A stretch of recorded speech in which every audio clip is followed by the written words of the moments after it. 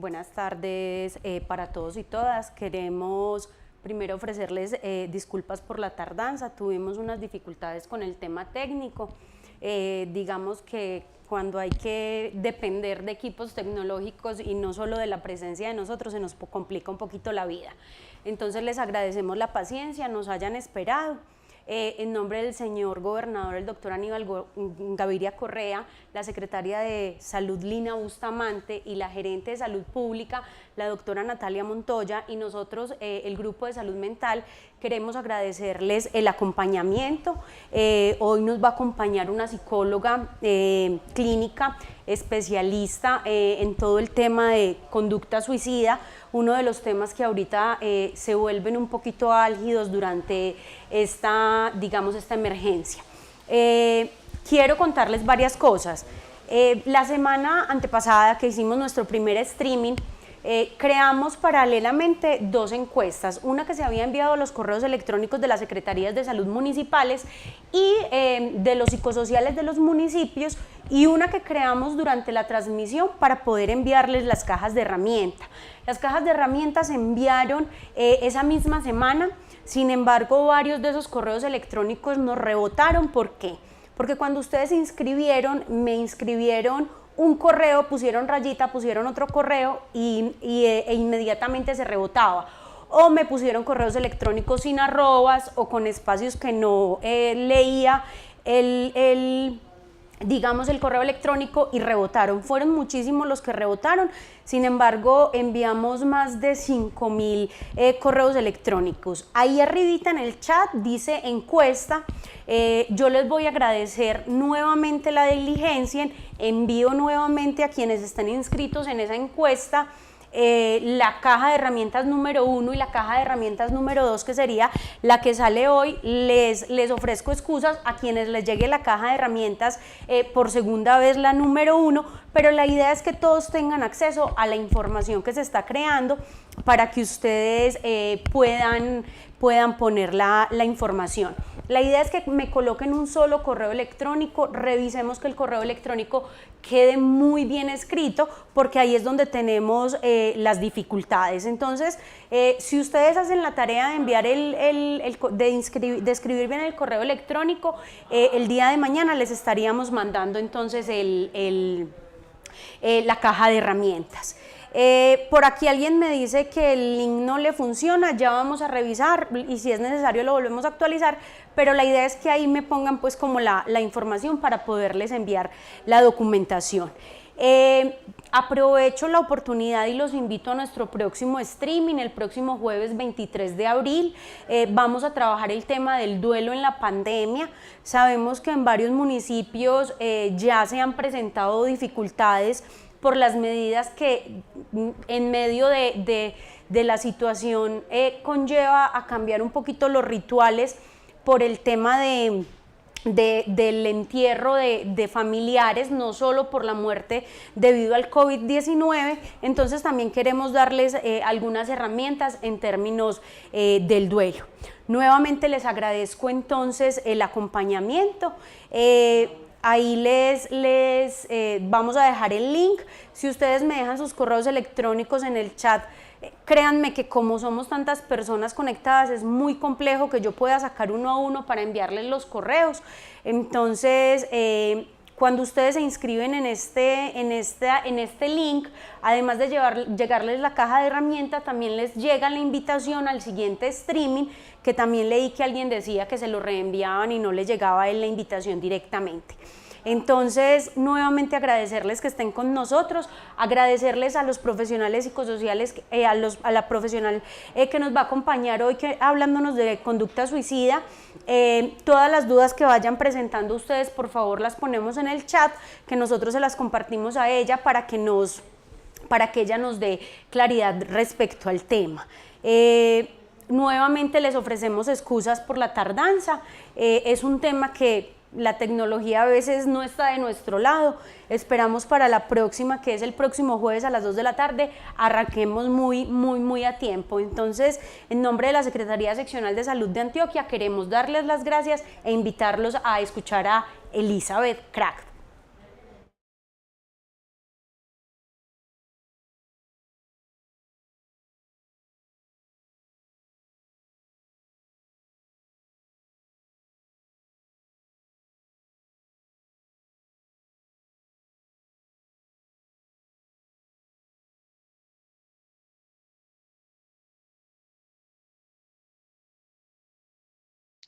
cordial saludo, muy buenas tardes para todos y todas.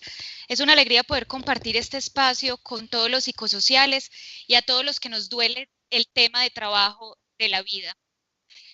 El día de hoy entonces voy a estar compartiendo con ustedes un trabajo que se ha venido haciendo desde hace muchísimos años bajo la premisa del cuidado de la vida en toda Antioquia y con otras poblaciones que indudablemente se acercan a nosotros a través del camino que trasegamos todos los psicosociales. Estoy segura que muchos están conectados, nos hemos encontrado en algún momento y la idea es poder hoy comenzar a recoger algunas herramientas de orden muy sencillo para que ustedes puedan de alguna manera orientarse en este momento en el marco de la emergencia sanitaria de cómo actuar, porque sabemos que en este momento que es de presión humana, donde sabemos que todas las personas están afrontando diversas dificultades, no solamente de salud mental, sino de orden social, humano, familiar, económico, se está poniendo de alguna manera la supervivencia en vilo, generará entonces probablemente en muchas personas que ya venían con una psicopatología de larga data, con problemas psicosociales de larga data, probablemente se va a generar algún tipo de riesgo de suicidio. Y aquellos que ya eran consultantes crónicos, personas que ya habían tenido un intento de suicidio, pueden estar mucho más desbalanceados a nivel clínico en el marco de la emergencia sanitaria que estamos afrontando. Mi nombre es Elisa Katz, soy psicóloga clínica, magíster en psicología y salud mental. Hago investigación en el tema de comportamiento suicida. Trabajo con la Universidad Católica Luisa Micó, también con otras universidades y con la Corporación OK Integral, la estrategia de grupos de apoyo en el de Antioquia. El día de hoy entonces voy a compartirles para iniciar una palabra de sensibilización, una frase de un autor que valoro mucho porque trabaja con sobrevivientes del comportamiento suicida. La persona que se suicida pone su esqueleto psicológico en el armario emocional de los sobrevivientes. ¿Qué quiere decir esto? Que no solamente 800.000 personas se suicidan al año, nos dice la Organización Mundial de la Salud, sino que aparte de esas 800.000 personas, quedan una cantidad de familiares, vecinos, comunidad afectada por este comportamiento suicida, que una sola persona llega a consumar lamentablemente, tanto así que los demás, es decir, los sobrevivientes del suicidio o supervivientes como lo nombra la Organización Mundial de la Salud, quedan en altísimo riesgo también. Además que es una herida y un duelo que es imborrable. Y esto lo decimos desde la experiencia con grupos de apoyo de sobrevivientes del suicidio, quienes tienen un duelo mucho más complicado y por eso creemos que la prevención del suicidio es una realidad y es una posibilidad, donde no solamente los profesionales de la salud, de las ciencias sociales, de la sociología, se harán parte integral y fundamental de este componente de prevención, sino también cualquiera de los que nos están escuchando. Ahorita mirábamos en el chat y hay muchísimas personas conectadas también de la comunidad, líderes y personas que están interesados en el cuidado de la vida. Es por eso que hoy inicio con esa frase muy impactante. A mí me duele y me conmueve y motiva a seguir trabajando por el tema, porque indudablemente el suicida estaba vinculado a una red afectiva y emocional y duele mucho para la familia. Por eso sabemos que en las familias donde hay una persona con riesgo de suicidio, sabemos que los cuidadores, los hijos que están viendo o los niños que están creciendo en ese mismo entorno van a tener de alguna manera un riesgo mucho más alto de presentar el comportamiento suicida a futuro. En el manejo, en el marco del COVID, es un manejo complejo en el sentido que no fluimos tan fácil para ir a los servicios de salud y hacer la atención que normalmente recibimos, que es mucho más fácil remitir cuando vemos el riesgo de suicidio y que la persona se encamine hacia su sistema de salud. ¿Qué sucede? En el marco de esta emergencia sanitaria es muy importante que nos informemos y nos formemos para comprender el nivel de riesgo de suicidio que puede estar presentando la persona en el momento en que siente que de alguna manera ya no puede más con sus recursos internos. El manejo en este momento preferimos que sea potencialmente mediante la orientación, la telepsicología, la telemedicina, incluso empoderar a las familias, como dice ese primer aspecto de la presentación, para que ellos sean la primera red de apoyo, el primer respondiente también, porque entendemos que la familia va a ser el factor protector o factor de riesgo para un comportamiento suicida. Es por eso que insistimos y creo que todos tenemos que empezar también a hablar el mismo lenguaje. Tenemos que volcarnos hacia una cultura de salud donde generemos autoprotección, factores protectores al interior de la familia y sobre todo corresponsabilidad, porque el comportamiento suicida sigue siendo altamente estigmatizado. Pensamos que solamente lo pueden manejar unos expertos y entendemos que desde la atención primaria en salud, esa primera respuesta, esa primera mano que se le tiende a la persona con riesgo de suicidio o a su familia es fundamental. Es empezar a superar la brecha de acceso al servicio de salud y es comenzar a reducir el estigma de que el comportamiento suicida es algo muy complejo, muy extraño y muy difícil. La idea es que hoy nos aprovechemos de este tiempo y al final podamos generar dudas e inquietudes para que las compartamos. Es importantísimo que el primer manejo y empoderemos, sobre todo cuando no hay un riesgo muy alto de suicidio, es el manejo en la familia de los factores de riesgo de mi paciente. Cuando ustedes hagan ese teleapoyo, esa teleorientación, esa telepsicología, es muy importante que comencemos a empoderar a la familia de cómo conoce sus factores protectores y de riesgo en el caso de su paciente específico. Ahora vamos a nombrar unos factores de riesgo comunes, pero cada persona, sobre todo en cada grupo etario, tiene unas condiciones diferentes. Es por eso que tenemos que comenzar también en el marco de esta emergencia sanitaria en fomentar la adherencia al tratamiento. Todos en algún momento de la vida hemos suministrado psicoeducación a esos pacientes que atendemos. Y les decimos de la importancia que hagan su tratamiento en el tiempo que es, hagan sus visitas de seguimiento a psiquiatría y hagan sus seguimientos a través de la psicoterapia.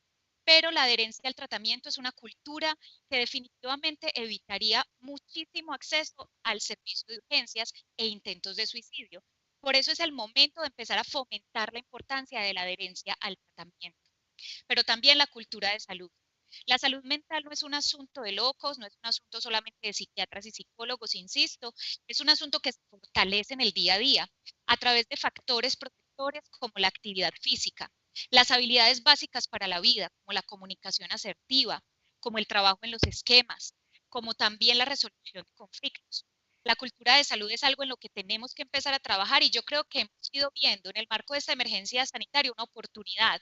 Las familias a nivel intergeneracional se están comunicando un poco más. Sabemos que en las semanas anteriores hubo crisis en las familias, las violencias aumentaron y hubo mayor dificultad. Pero con los días, si usted comienza a hacer ese acompañamiento de asesoría, va a ser muy importante empezar a comentar en las familias la importancia de esos hábitos de vida saludable. La actividad física está comprobada como uno de los mecanismos más importantes para poder mejorar la neurotransmisión y la calidad física para afrontar los tiempos de crisis. También la espiritualidad, que es un componente fundamental y que sin lugar a dudas lo dice la Organización Mundial de la Salud, la OPS, y en una investigación de la Universidad de Toronto, Canadá, en el Oriente Antioqueño específicamente, donde nos indica que la espiritualidad también funciona en algunos casos como un factor protector. Por eso el trabajo de articulación es fundamental. Pero también la cultura de salud está en empezar a desestigmatizar el acceso a psicología, psiquiatría, medicina general y a los servicios amigables que tenemos disponibles a través de los programas de las EPS, pero también de la gobernación. Encontramos adicional que es supremamente importante tener rutas claras. Después de la ponencia que estoy haciendo con ustedes, compañeros, nos va a acompañar un colega de la seccional que va a ser el encargado de indicarles cuál es la ruta. En este momento, en el marco del manejo del COVID-19, cada municipio ha establecido unos centros de mando, de control 24 horas, donde psicosociales, muchos de ellos voluntarios, están apoyando a través de telepsicología ese acompañamiento inicial. En la conferencia anterior, en el streaming anterior, vimos algunas estrategias de intervención en crisis, los auxilios psicológicos que se pueden brindar, pero a excepción del riesgo mediano o moderado a grave, esos primeros auxilios psicológicos serán en esa primera instancia. Por eso el primer contacto que un profesional de la salud, de las ciencias sociales, establezca con esa persona, de la calidad de ese contacto, va a depender que esa persona entre al sistema de salud y entre a empezar un tratamiento, porque es posible que se sienta un poco mejor. Y en eso también hay que confiar, en esas habilidades que a nivel psicoterapéutico clínico tenemos disponibles, pero el acceso inicial es fundamental. Adicional, si encontramos que es un riesgo moderado a grave, está la ruta hospitalaria. Ahí sí definitivamente el servicio de urgencias por el cual pueda acceder la persona según el tipo de aseguramiento es fundamental. Y adicional, la remisión de riesgo, en casos de riesgo inminente de suicidio, donde ahorita vamos a ver cómo lo vamos a manejar. El seguimiento es fundamental. La idea es que después de que se genere esa primera atención, no dejemos sola a la persona, pues muchas personas se desmotivan después de haber sido apoyadas en ese momento crítico porque los abandonamos y de alguna manera nunca jamás volvemos a hacer seguimiento. La OMS en la guía MHGAP hace fundamental énfasis en eso.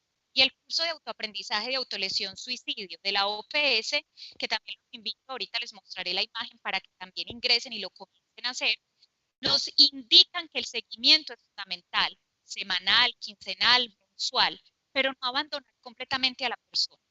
La psicoeducación sigue siendo fundamental. Cito una gran compañera y maestra mía, coordinadora de investigación, Gloria Cardona, dice: estamos muy formados, pero poco psicoeducados. Sabemos mucha información de suicidio, pero no sabemos cómo aplicarla. Y peor aún, no sabemos cómo explicarles a las familias, bajarles esa información para que comiencen a generar un cuidado y una red de apoyo a ese paciente. Las familias tienen la falsa creencia que después de hospitalización el paciente llega completamente recuperado. Y en ese sentido, hay también que psicoeducar y hacerle entender a la familia que la hospitalización por unos días es un stand-by, es de alguna manera volverlo a incorporar en el tratamiento, pero los días y los meses siguientes a la hospitalización son fundamentales para el seguimiento psicoterapéutico, clínico, pero también para cómo esa familia se va a volver a reconfigurar en el tratamiento a esa persona. Es fundamental también, aparte de la psicoeducación, que usted busque redes de apoyo. La red de apoyo no puede seguir siendo solo el cuidador.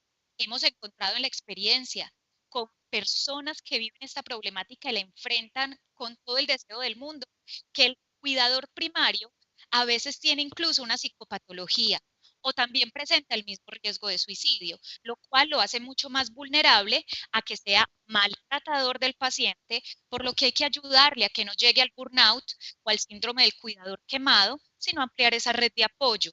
Y ahí es fundamental en esa llamadita que le hacemos al paciente de seguimiento, consultar con qué otras personas la persona se siente agradable, siente que hay empatía, que lo pueden tratar bien para poder generarle una red de apoyo un poquito más amplia y cuidar al cuidador. Los grupos de apoyo son una estrategia social fundamental y en ese sentido creo que tenemos que empezar a trabajar mucho más con nuestras comunidades para fortalecerlo. Es gracias a la evidencia científica, sabemos que los grupos de apoyo funcionan para muchísimas personas y hay protocolos de la Organización Mundial de la Salud para hacer esa conformación. Las personas llegan, las personas reciben la psicoeducación con todo el deseo del mundo y sobre todo comienzan a generar apoyo al apoyo entre los mismos cuidadores. Quiero retomar esto que les presento aquí en rojo y es de la MHGAP, donde nos indica las preguntas sobre autolesión suicidio no van a provocar más actos de autolesión. ¿Eso qué implica? Que preguntarle a la persona directamente, después de que tenga empatía con ella, ¿usted ha pensado en irse o ha pensado en quitarse la vida? Esto no va a generar más comportamiento suicida o que incremente la ideación. Por el contrario, va a llevar a que la persona se sienta mucho más comprendida y empática en relación a ese contenido que está viviendo y que le es insoportable vivirlo solo en su cabeza.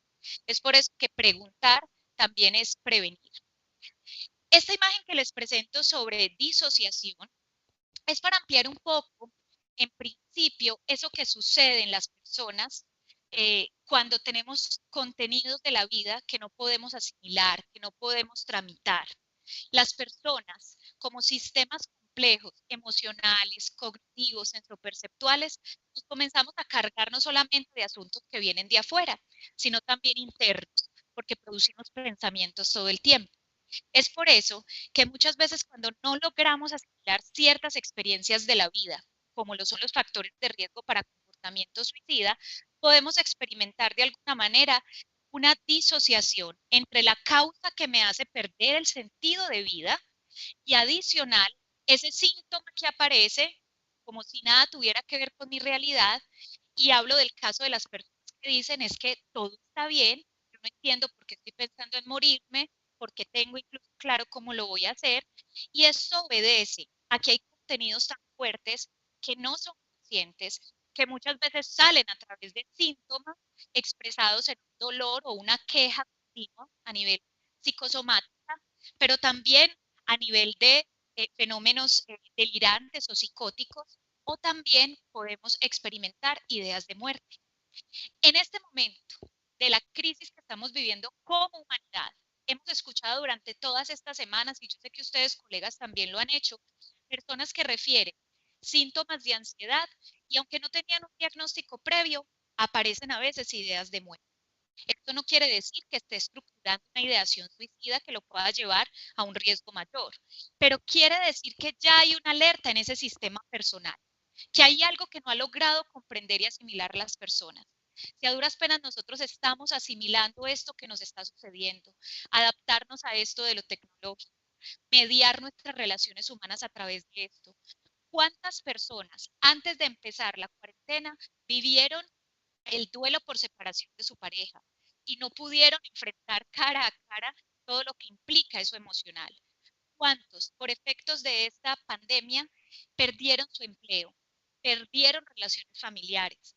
¿Eso qué implica? Que de alguna manera las personas van a tener en ese proceso de acomodación a experimentar diversos síntomas que si no se da a través de la palabra, el poder expresarlo o a través de la emoción, también se pueden dar a través del cuerpo, como dolores crónicos. Lo importante es el camino a la autocomprensión. ¿Y qué implica la autocomprensión? Poder estar atentos a eso que de alguna manera me viene afectando, pero que yo inicialmente no consideraba como importante. Y eso se da gracias a la ayuda que usted le va a prestar a la comunidad a través de esa escucha que va a hacer mediante la telepsicología o la telemedicina o por el medio que usted va a empezar a utilizar que se nos está brindando en este momento, que son estos medios que no cambian la clínica, solo cambian el modo de hacer. Es por eso que es muy importante comprender que el síntoma fundamental que se urde, que se entreteje en las personas que presentan comportamiento suicida es la desesperanza. Es por eso que tenemos que comprender que la persona ya luchó por A, por B y por C, buscó cualquier cantidad de estrategias para solucionar los problemas que tenía en su vida. Pero llegó un momento donde ya vio que ni siquiera el cuerpo le responde para poder funcionar. Es por eso que necesitamos, ante este síntoma, profesionales con suficiente empoderamiento, capacidad y convicción de ser, eh, de alguna manera, respondientes a esa desesperanza. ¿Y cómo lo vamos a hacer? Con mayor nivel de escucha y de empatía. ¿Y por qué? Porque de alguna manera somos muy hábiles en hablar, somos muy hábiles en aconsejar, pero en el marco del comportamiento suicida, cualquier opción que usted le dé a la persona desde su propia experiencia, lo único que va a hacer es perder la comunicación con la persona. Es por eso que hay que dedicar mayor tiempo a la escucha empática y de alguna manera empezar a hacer una escucha inicial que es clave para el seguimiento. Aquí, en este síntoma fundamental que es la desesperanza, me detengo para nombrar que también los cuidadores, la vivencia, les duele. Y muchas veces le hacen saber al paciente que es una carga porque no mejora, porque ven que se demora mucho para compensarse. Y la desesperanza es algo que hay que trabajar tanto con el cuidador como con el paciente. Nada hacemos solo comunicándolo con el paciente. Quiero nombrar como un breve marco conceptual que el comportamiento suicida no obedece a una sola causa. El protocolo de Organización Mundial de la Salud del 2017 nos indica a los medios de comunicación que tengamos mucho cuidado en afirmar que el suicidio de una persona se da porque terminó con su pareja, porque no tiene empleo o por una única variable. Esto es algo no asertivo, y lo único que estamos haciendo es estigmatizar cualquiera de esas áreas. El comportamiento suicida, como el nombre lo dice, es un comportamiento, ya no es un fenómeno, no es una conducta, sino que hablamos de comportamiento porque han venido múltiples causas a modelar, de alguna manera, a volver rígido el modo de funcionar y de afrontar de la persona. Cuando decimos multicausal, es porque hay variables psicológicas en las que ya la persona no logra encontrar respuesta o salida a sus dificultades. Encontramos también variables orgánicas. Es indudable que a nivel neurobiológico, neuroquímico, endocrino, hay factores que alteran el comportamiento emocional de las personas. La herencia también es un factor fundamental que indudablemente va a afectar el comportamiento y la calidad de la estrategia de afrontamiento que tenga la persona. Pero también vamos a encontrar factores sociales, como el estigma social, muchas dificultades que tenemos como sociedad. Somos personas, lamentablemente, que nos falta muchísima cultura de solidaridad, de humanidad, incluso de diversidad para comprender ciertas condiciones que son diferentes a lo que venía siendo normal o tradicional. Lamentablemente también encontramos que una de las causas de base en esos comportamientos suicidas que son crónicos, ideación suicida crónica, intentos de suicidio a repetición, son los trastornos de personalidad de base. Y encontramos también, de alguna manera, que hay psicopatologías de base, y eso es importante aquí señalarlo, no todas las personas que generan comportamiento suicida tienen una enfermedad mental de base, ahí no nos podemos perder. Hay personas que en medio de una crisis pueden pensar en quitarse la vida. Así que no demos por hecho que solamente vamos a coger en nuestro municipio las personas que presentan psicopatología y solo los vamos a cuidar a ellos. Personas que tienen un proyecto de vida aparentemente muy estable, que tienen muchas estrategias de afrontamiento, en el marco de una crisis, por ejemplo, la que estamos presentando ahora, pueden llegar a pensar en la muerte como una salida. Lo cierto es que hasta este momento todos coincidimos en que el comportamiento suicida es multicausal, no se debe únicamente a un solo factor. Ahora revisemos un poco las señales de alerta en cada uno de estos grupos etarios que se dan de manera diferente. Es fundamental comprender aquí que no solamente se suicidan los adolescentes y los jóvenes, que hay unos mitos de alguna manera entre nosotros, los psicosociales, y es pensar que solamente en el marco de la adolescencia o en el marco de la adultez se presenta el comportamiento suicida. El comportamiento suicida eh, incluso se genera en las etapas más vulnerables de la vida, los niños, los adultos mayores, que son quizás los más silenciosos en su proceso de muerte o en su proceso psicopatológico, son población también altamente vulnerable y se diferencia en esas señales de alerta que vemos a nivel general. En el caso de los niños podemos empezar a percibir señales de alerta como cansancio, fatiga, tristeza, desconcentración. Cuando entrevistamos niños a través de unidades de análisis encontramos que muchos de ellos lo que reportan es cansancio en el cuerpo, un dolor con el que no pueden. ¿Esto qué quiere decir? Muchas veces, y lo dice un maestro, el psicoanalista José Fernando Velázquez, lo nombra, los niños suelen ser el síntoma de la familia. Cuando decimos síntoma de la familia es, el niño puede explotar todo lo que a nivel no consciente están cargando los adultos en ese sistema familiar. Es por eso que a los niños hay que prestarles fundamental atención, porque encontramos en los últimos estudios en salud mental que viene creciendo de alguna manera la población infantil que comienza a generar actos suicidas que muchas veces no pasan por el intento, sino que son suicidios rápidamente consumados. Los signos de alerta que encontramos en los niños, como cansancio, fatiga, desconcentración o en algunos casos impulsividad o hiperactividad, no en el marco del TDAH, sino de alguna manera comportamientos de mucha actividad motora, sabiendo que el niño no era así, nos ponen frente al panorama de que algo está pasando en él. Y no podemos pensar únicamente que la vulnerabilidad de un niño se puede dar porque haya un presunto abuso sexual o una violencia intrafamiliar, sino también porque puede estar subyacente o latente presentándose un comportamiento depresivo, incluso el niño estar pensando en acabar con ese cuerpo.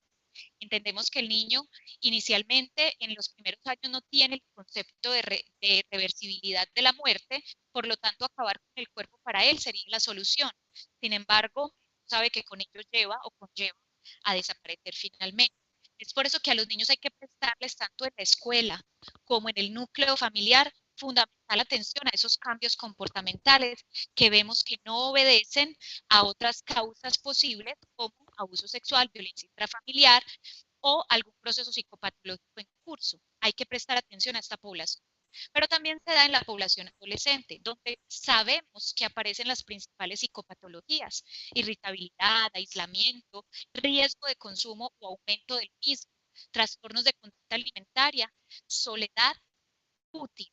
Encontramos diversas formas de comportamiento a través de los cuales los adolescentes comienzan a expresar no solamente el paso por la adolescencia, que ya de por sí es complejo, sino también psicopatologías, bien sea heredadas o eh, de alguna manera reactivas a la situación que vienen afrontando en la escuela. Sabemos que el riesgo que acarrea el acoso escolar es muchísimo más alto para un comportamiento suicida, pero también las principales o primeras relaciones o ese debut sentimental en el marco de las primeras experiencias amorosas o entre pares. Es por eso que tenemos que estar atentos a estas señales de alerta. Creo que los adolescentes son un poco más fáciles de identificar porque hay de alguna manera comportamientos expresados que son más posible poder identificarlos por los tipos de comportamiento. En el adulto podemos encontrar tristeza, llanto recurrente, irritabilidad, inatención, pérdida del apetito, trastornos del sueño. Encontramos que muchos adultos, por ser la cabeza del hogar, por ser el ejemplo del hogar, comienzan de manera muy evitante a construir todo ese dolor y esa dimensión melancólica de la existencia, llevándola de alguna manera en silencio y empiezan a acumular y acumular hasta estallar con el más mínimo precipitante. Por eso a veces dicen, pero ¿qué pasó si llevaba una vida buena y se quitó la vida? Y es que a veces, si no tenemos una buena comunicación y una buena red de apoyo, las personas pueden comenzar a encapsular depresiones y no darse cuenta. También enmascararlas en el marco del consumo de sustancias psicoactivas. Sabemos que sedar es muy fácil a través del consumo permitido de alcohol o algún tipo de sustancia psicoactiva. Es muy importante también en el adulto mayor estar muy atentos porque es una población altamente vulnerable, más en una cultura donde los adultos mayores son tan altamente excluidos eh, por su nivel de productividad, lamentablemente, o por simplemente asuntos culturales, donde comenzamos a ver al adulto mayor como alguien que pasa a otro plano y es al que se debe cuidar. Pero no debemos dudar que los adultos mayores son potencialmente jalonadores de la cultura, son los que pueden empezar a darnos a nosotros línea también de cómo llevar el hogar, la familia, y deben ser incluidos. Muchos de ellos lo que hacemos es empezar a excluirlos, no solamente por psicopatologías, sino también por las enfermedades crónicas que comienzan a padecer. Es por eso que es importantísimo el trabajo con el adulto mayor y escucharlos en esta época. ¿Saben algo? Desde hace algunas semanas ellos vienen siendo incluidos en algunos hogares, pero en otros, por el contrario, se les ha vuelto muy difícil manejar la relación intergeneracional. Con ellos hay que hacer un trabajo fundamental porque el adulto mayor, más que intentos de suicidio, genera suicidios consumados. Con ellos hay que tener especial atención como población vulnerable. ¿Cómo hacemos prevención del suicidio? Y eso es algo que siempre nos preguntamos. Mira, la prevención del suicidio no se hace en una conferencia, no se hace con un solo taller, con un solo encuentro. La prevención del comportamiento suicida comienza desde los primeros años de vida. ¿Y eso qué involucra? Desde la planificación familiar, desde cómo yo espero a ese hijo, en qué condiciones y cómo comienzo a criarlo. Si es bajo maltrato, bajo violencia, bajo el deseo o bajo la frustración de lo que me generó al nacer. Y es por eso que desde ahí, cuando revisamos autopsias psicológicas, encontramos que en los primeros experiencias de vida de esas personas que se quitaron la vida, tuvieron experiencias tempranas de maltrato, de sentir pérdidas no elaboradas o de pasar por situaciones complejas a nivel sociofamiliar o de violencia, incluso de conflicto armado. Y ahora vemos que muchos de estos casos de suicidio el resultado de años de violencia. Las habilidades para la vida son fundamentales y si no se forman desde el núcleo familiar, difícilmente la escuela va a poder hacer ese trabajo. Es por eso que escuela y familia deben articularse, pero también el sistema de salud desde los primeros años de vida a trabajar el cuidado de la vida y sobre todo estrategias para afrontar esos momentos difíciles porque vamos a tener en todos los ciclos vitales. Valga la aclaración, hay que educar a la familia también en eso, porque los niños no logren nombrar con palabras su malestar, implica que ellos no vivan crisis. Los niños viven crisis cada que pasan de una etapa a otra, hasta llegar a la adolescencia, a la adultez, casarse, separarse. Cada momento de la vida va a tener situaciones críticas. Y yo no tengo estrategias de afrontamiento que no se construyen en un taller, se construyen en la relación diaria, yo no voy a poder enfrentar las situaciones de la vida. Es por eso que cuando ustedes piensen programas, cuando piensen algún proyecto en prevención del suicidio, hay que pensarlo desde los primeros años de vida. Entremos en materia. ¿Qué factores de riesgo? Cuando yo escucho a esa persona que me he ofrecido a escuchar con mucho cariño en el marco de esta emergencia sanitaria, debo tener en cuenta.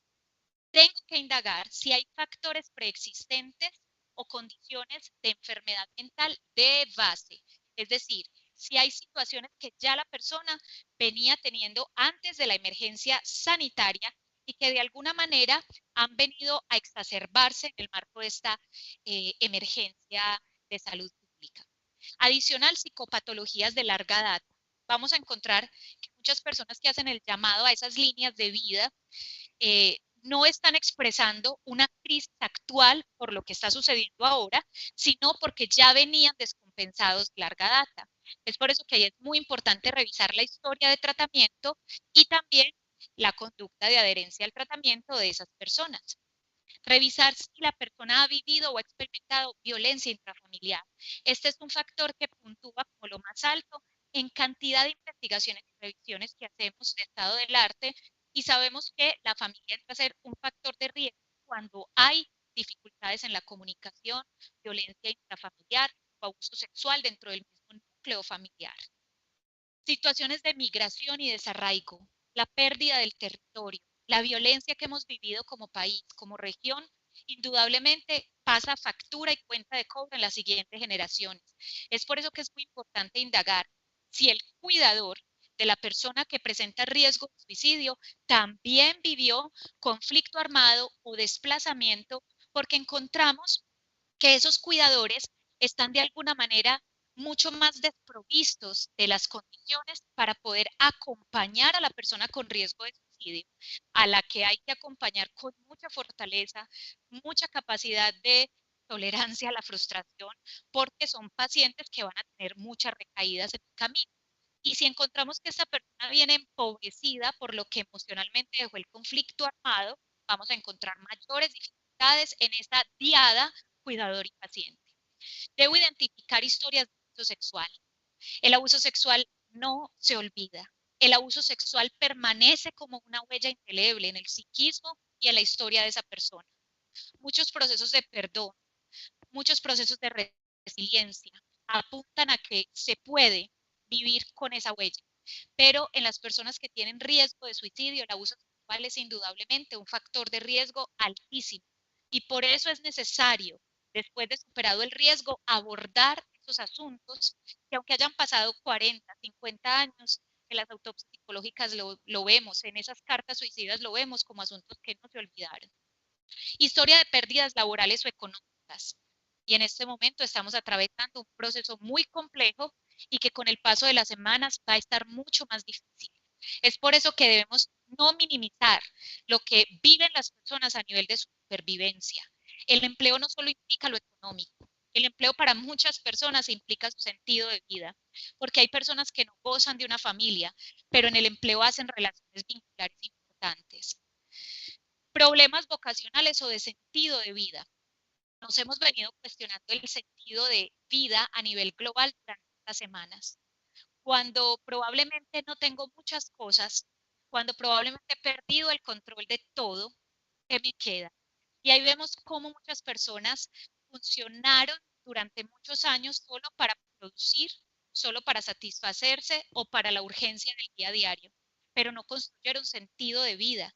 Y se cuestionan ahora, bueno, ¿yo para qué estudié esto? Y van a encontrar en muchas de esas llamadas que hagan este tipo de quejas sobre ese sentido de vida. Hay que construir, porque justamente en medio de la nada es donde debemos comenzar a trabajar en el sentido subjetivo de por qué estar. Pérdidas recientes y como lo decían ahora, y estemos muy atentos a esa conferencia, ese streaming que va a haber la próxima semana, nos tenemos que comenzar a preparar para el duelo. Vamos a afrontar duelos, no solamente por muerte por COVID, no solamente por muerte en el marco de esta emergencia sanitaria, sino porque muchos procesos fúnebres no se van a poder hacer con la misma condición que es necesaria para vivir un proceso de duelo. Así que hay que estar atentos a esas pérdidas y pérdidas que se producen antes de esta crisis. El antes y el después de esta crisis va a marcar un aspecto fundamental en la historia de muchas personas con riesgo de suicidio. Situaciones que quedaron pendientes y las edades definitivamente siguen siendo factores de riesgo, de 5 a 9 años, de 15 a 35 y mayores de 75 años, que son población vulnerable.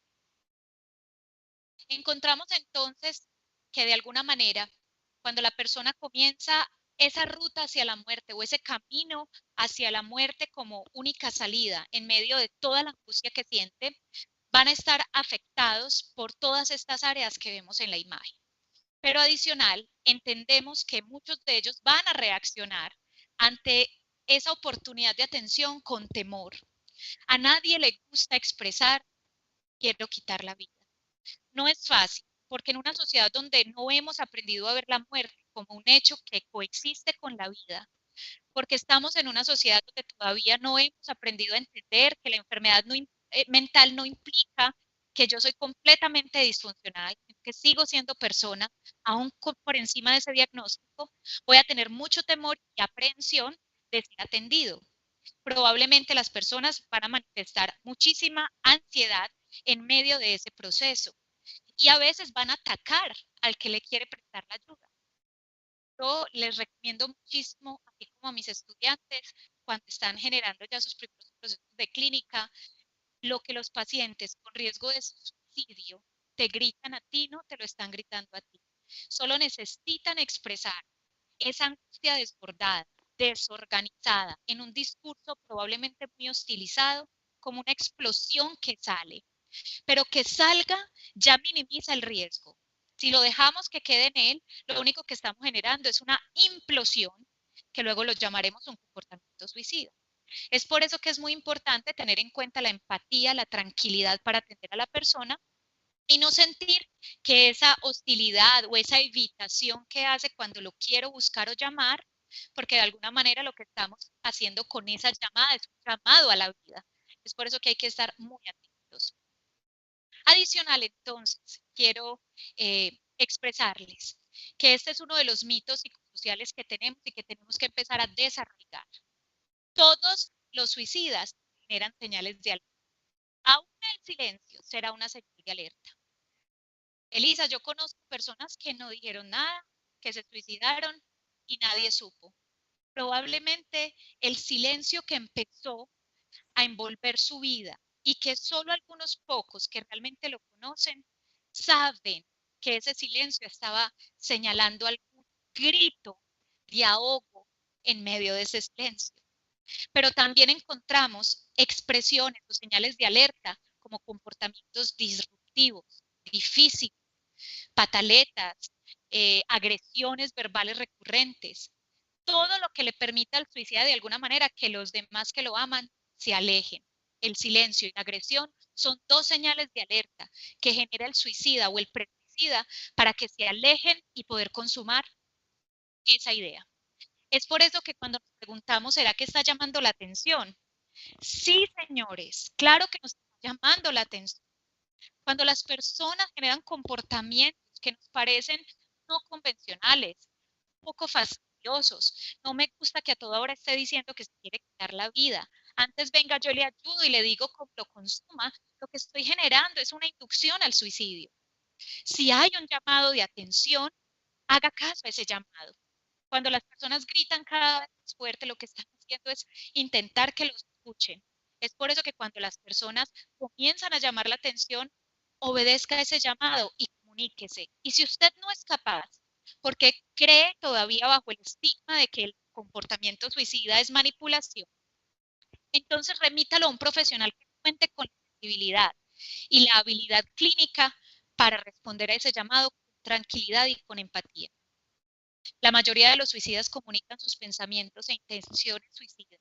A menudo lanzaron señales y hacen comentarios sobre quererse morir, sentirse inútil. Todas estas solicitudes de ayuda no pueden ser minimizadas. Por el contrario, escucha a tiempo. Y si usted no sabe escuchar, entonces remita. Y así solucionamos esa dificultad de escuchar el dolor del otro. Encontramos entonces que las personas con riesgo de suicidio pueden vivir psicopatologías de base como trastornos depresivos y ansiosos, trastornos afectivos bipolares, algunos presentan espectros psicóticos, trastorno por consumo de sustancias, alcohol o drogas, u otras adicciones. ¿Qué implica entonces? Que también tenemos que tener en cuenta que aparte de algunas psicopatologías, hay personas que crecieron con dificultades en su personalidad. La personalidad equivale al sistema inmunológico del psiquismo, que implica que si yo no tengo la suficiente capacidad de afrontar adecuadamente los problemas de la vida, puedo sentir que me quiebro fácilmente. Y así sentimos a las personas con riesgo de suicidio, que se quiebran con el más mínimo o la más mínima dificultad.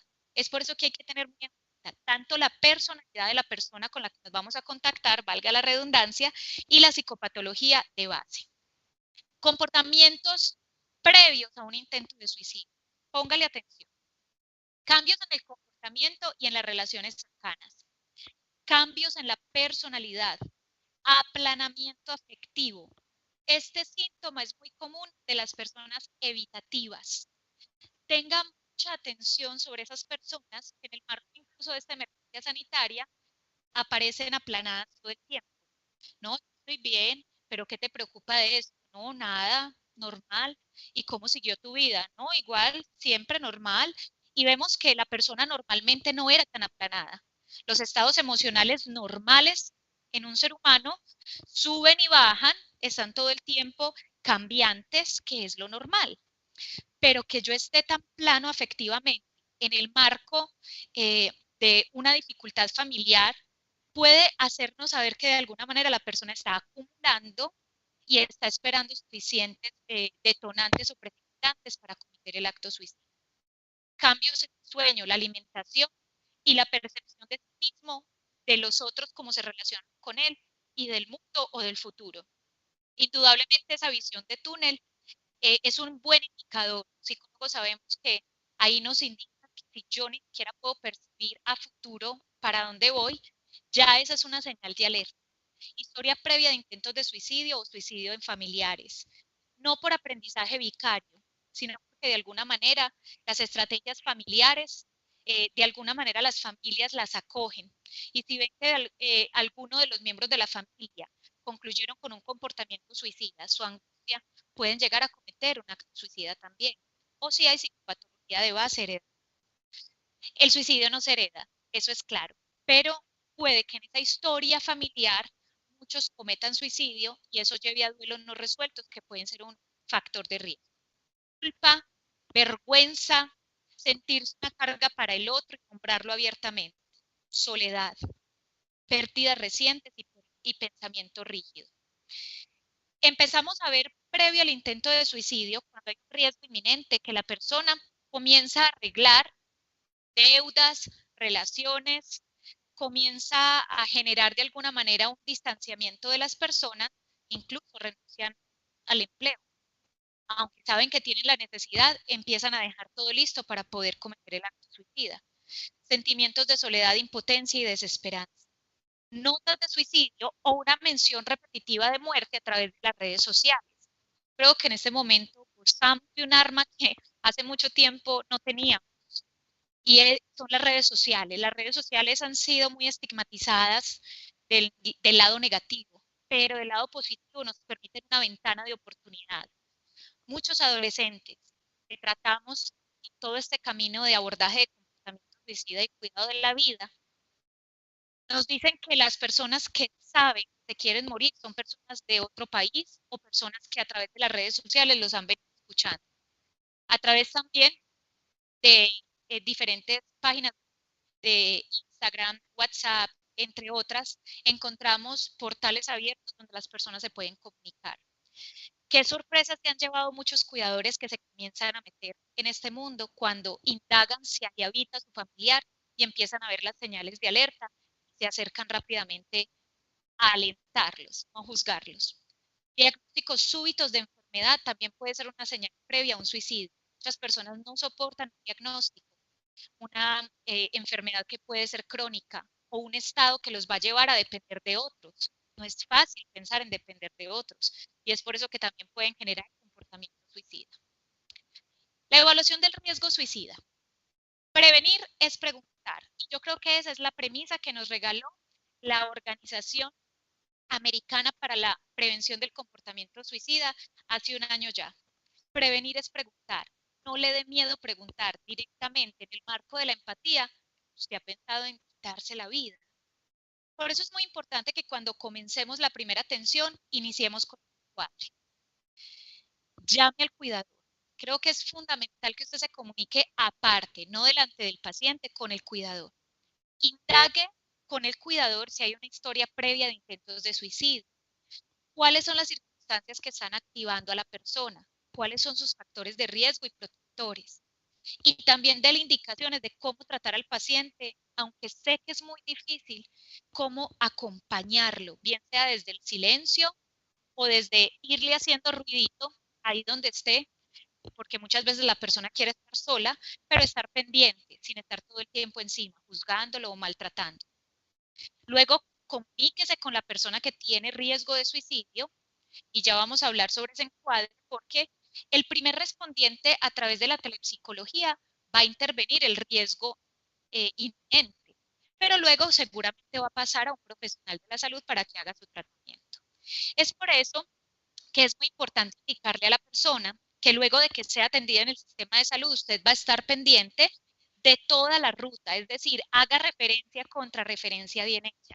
Esté atento al seguimiento hasta que la persona no quede bien amarradita a un tratamiento, su familiar psicoeducado, no le suelte. Pero también indíquele que usted está abierto a escucharle en el marco de ese riesgo suicida a través de esa primera llamada. Y amplíe la red de apoyo. Hay que ser claro con el paciente. Necesito tener, aparte de ti, unas personas de tu confianza para comunicarme con ellas y poder hacerte un acompañamiento más integral. Vamos a ver que no todo lo que sea idea suicida necesariamente va a generar un riesgo inminente de suicidio, pero vamos a estar atentos a ello. Primero es que podemos encontrar personas con riesgo bajo que tienen ideas, que han pensado en morirse. Pienso que todos en algún momento de la vida hemos pensado en morir. Otros tienen mucho miedo a morir y dicen, no, yo eso nunca lo he pensado. Pero en alguna crisis de la vida, bien sea de ciclo vital o circunstancial, el pensamiento de muerte puede aparecer. Es muy importante en ese momento ofrecer apoyo emocional y trabajar sobre la terapia de resolución de problemas, ofreciendo estrategias de afrontamiento para la persona que nos está escuchando. Es muy importante también que tengamos en cuenta que luego de comenzar a hacer esa primera red de apoyo, le brindemos a la persona remisión. ¿Remisión a dónde? A ese primer nivel de atención que lo hacemos a través del médico general para que lo enlacen a través de psicología y pueda comenzar un tipo de apoyo social. Si requiere una remisión a un especialista en salud mental, en este caso el psiquiatra, pudiéramos de alguna manera apoyar el seguimiento luego de que la persona ya haya comenzado. Lo importante es que no dejemos a la persona sola el resto del camino. Si la persona tiene un riesgo moderado, es decir, ya hay ideación suicida, ya hay un montón de factores de riesgo que yo detecto en esa llamada, fundamental ofrecer apoyo emocional. Evalúe las ideas que tiene la persona.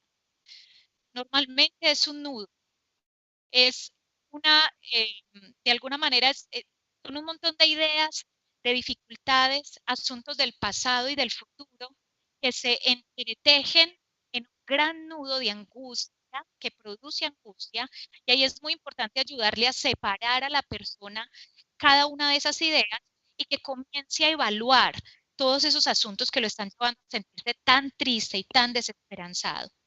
Hay asuntos que en otro momento la persona va a poder abordar, otros asuntos que no queda más que aceptar, como asuntos de pérdida, y empezar a hacer un trabajo sobre él a posteriori. Pero también ayúdele a dialogar, explorando posibilidades de solución. Elisa, cuando uno está muy angustiado no piensa en soluciones, pero hay una estrategia muy bonita que reconocemos dentro de la psicoterapia y es retomar crisis anteriores. En otros momentos, cuando tuvo dificultades que ya logró resolver, recuérdeme cómo las resolvió.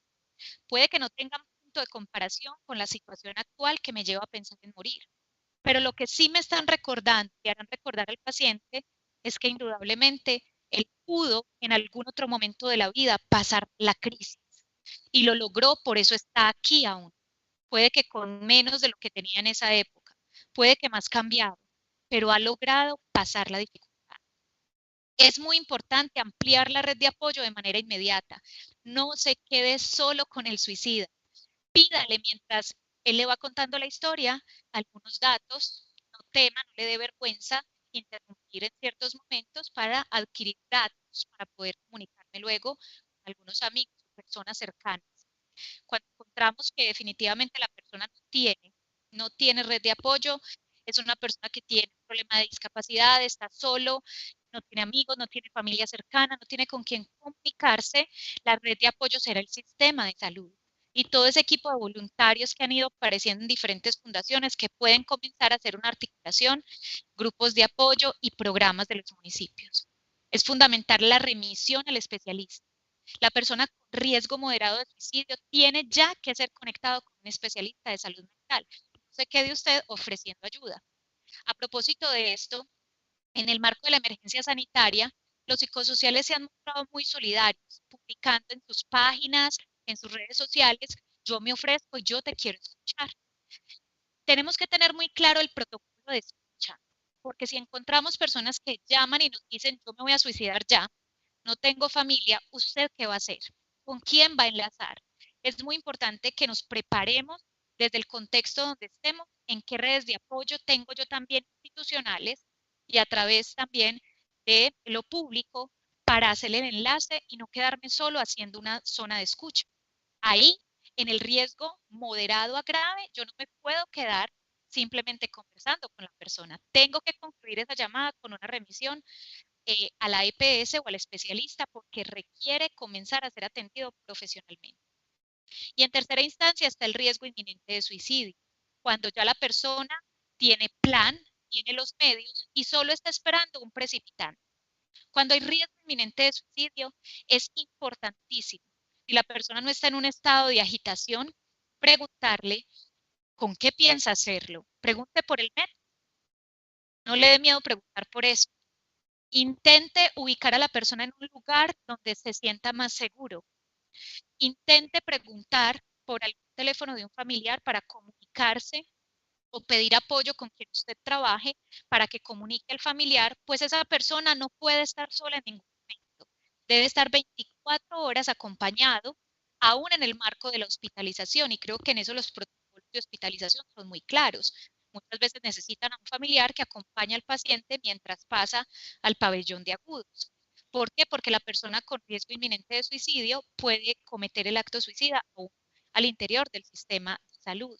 Es por eso que es muy importante trabajar también con el cuidador en ese momento para que no lo juzgue, no lo culpe y no detone mucho más a la persona. En el riesgo inminente de suicidio, definitivamente la intervención solo en crisis y quedarme con el paciente no es ético y no es clínicamente adecuado. Hay que remitir.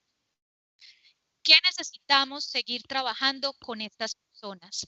Necesitamos comenzar a trabajar con familias, centros de mediación. Definitivamente, si no hay un ambiente de paz y de calma, la recuperación va a ser más difícil.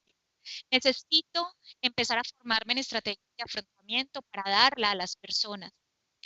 Como decía la doctora Lina en el streaming anterior, retomo las estrategias que nos ofrecía a nivel de relajación, respiración, conciencia del cuerpo, mindfulness, entre otras estrategias, porque estas nos permiten de alguna manera que la persona tenga también su caja de herramientas para poder afrontar esos momentos críticos, no solamente dejarlo con el saludo y cómo va, sino ofrezca estrategias que estén dentro del contexto sociocultural de la persona.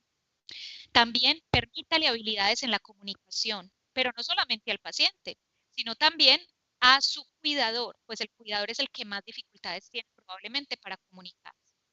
Es importante validar la emoción y creo que aquí tenemos que hacer una campaña todos, desde donde trabajemos. La importancia de comenzar a reconocer la emoción como algo que no es ni una exageración ni un asunto de simulación de la persona, sino que es la expresión más sensible que tiene el psiquismo para expresar un malestar. Estamos en una cultura de evitar la emoción y mostrarnos muy fuertes, a ver psicosociales. Entre nosotros nos permitimos y hacemos apoyo al apoyo para contarnos cómo estamos. Yo creo que esa pregunta siempre debería iniciar cualquier momento de encuentro. Contener escucha y acompañar la angustia del otro. Cuando digo contener mediante la escucha, nos referimos a que es mucho mejor en el momento de riesgo inminente de suicidio escuchar todo lo que la persona desorganizadamente nos puede indicar. Y adicional, empezar a devolverle. Cuando hablamos de una escucha empática, es devolver lo que el otro me ha dicho. Pero si yo estoy distraído, muerto del miedo, no puedo mostrarle al otro tranquilidad, un semblante de seguridad, que aunque sabemos que la otra persona está en riesgo, yo estoy aquí y ahora acompañándolo mientras está vivo. Si usted como profesional se llena de miedo pensando es que se va a morir y eso me va a implicar legalmente, yo creo que es muy importante estar bien preparados frente a protocolos, consentimientos informados, tener clara mi ruta de atención para hacer ese acompañamiento tranquilo y sereno. Si no, deje que otro profesional lo haga. Remitir al sistema de salud, hay que hacer campañas que promuevan la vida y articular redes de que no es adaptativo el acompañamiento al comportamiento. Minimizar la emoción. Usted llora por eso y usted está triste por eso. No, eso se soluciona muy fácil. Yo le consigo una ayuda. No, señores. El problema en este momento no solamente es de alimentación. El problema cuando alguien se quiere morir es porque ya no tiene con qué enfrentar la vida y ha perdido vínculo con todos. Por eso la emoción es fundamental y es el primer asunto vinculante cuando estamos ante deseo de muerte. Retar al otro no funciona. La inducción al suicidio en ningún protocolo de medicina basada en la evidencia y desde el Código Penal en Colombia será una posibilidad de intervención. Yo no puedo retar al otro. ¿Se quiere morir? Muérase. Dios, eso no cabe en la mente de un profesional entrenado, formado. Lo que hay que hacer es formarnos. Para eso quiero invitarlos a que sigamos con esta formación que nunca para. Créanme que son años de aprender de esto. En este momento está abierto en la página de la OPS y OMS el curso de autoaprendizaje, así lo buscan en el buscador que tengan, curso de autoaprendizaje en autolesión suicidio. Ahí nos enseñan incluso cómo no podemos retar al otro, porque lo único que vamos a conseguir es impulsar a que lo haga.